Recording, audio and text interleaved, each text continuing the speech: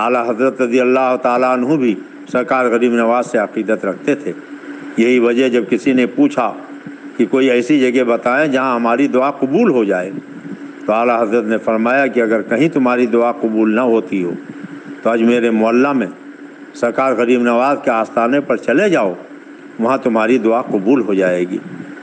شہزادہ اعلیٰ حضرت حضور مفتی اعظم کے زمانے میں پرانے شہر بریلی شریف میں حضور مفتی اعظم کے ایک مرید رہتے تھے۔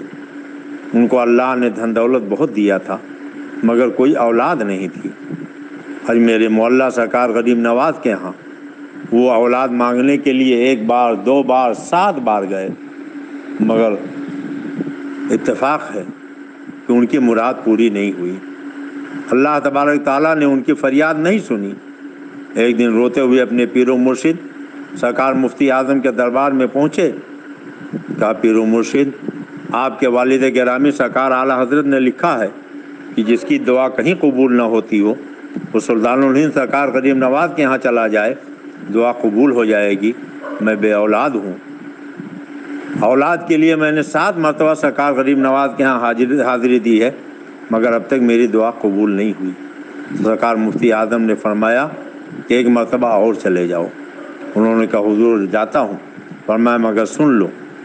جانے کے بعد سرکار غریب نواز کے سرہانے جو مسجد ہے جس کا نام صندلی مسجد ہے، اس مسجد کی دیوار کا ایک حصہ سرکار غریب نواز کے سر مبارک کی طرف ہے، دوسرا حصہ مسجد میں ہے۔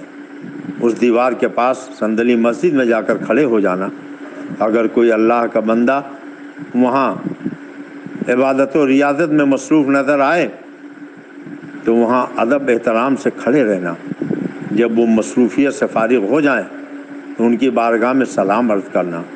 اگر وہ تمہارے سلام کا جواب دے دیں تو ان سے کہنا کہ سرکار غریب نواز کے وسیلے سے اللہ سے دعا کر دیجئے اللہ مجھے صاحب اولاد بنا دے۔ اگر انہوں نے دعا کر دی تمہاری مراد پوری ہو جائے گی۔ اپنے پیر و مرشد کے بتائے ہوئے طریقے پر وہ اجمیر معلیٰ پہنچے اور صندلی مسجد میں حاضر ہوئے۔ دیکھا ایک اللہ کے نیک بندے عبادت و ریاضت میں مصروف ہیں۔ جب فارغ ہوئے سلام پیش کیا، انہوں نے جواب دیا کہ حضور اللہ سے دعا کر دیجئے سرکار غریب نواز کے صدقے میں میری مراد پوری ہو جائے، میں صاحب اولاد بن جاؤں۔ انہوں نے ہاتھ اٹھا کے دعا کر دی، واپس بریلی شریف آ گئے۔ 1 مہینے کے بعد بیوی نے کچھ خوشخبری سنائی۔ 2 مہینے کے بعد بیوی کو اور زیادہ یقین ہو گیا۔ 3 مہینے کے بعد تو میاں بیوی دونوں کو یقین ہو گیا اور پھر سرکار مفتی اعظم کی بارگاہ میں پہنچے۔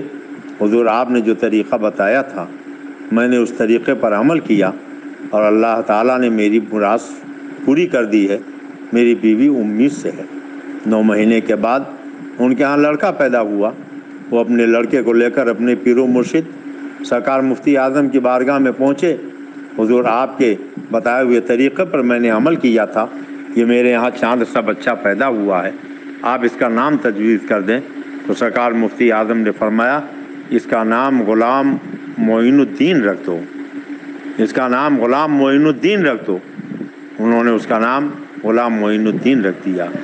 سرکار غریب نواز کی بارگاہ سے سرکار اعلیٰ حضرت کو بھی عقیدت تھی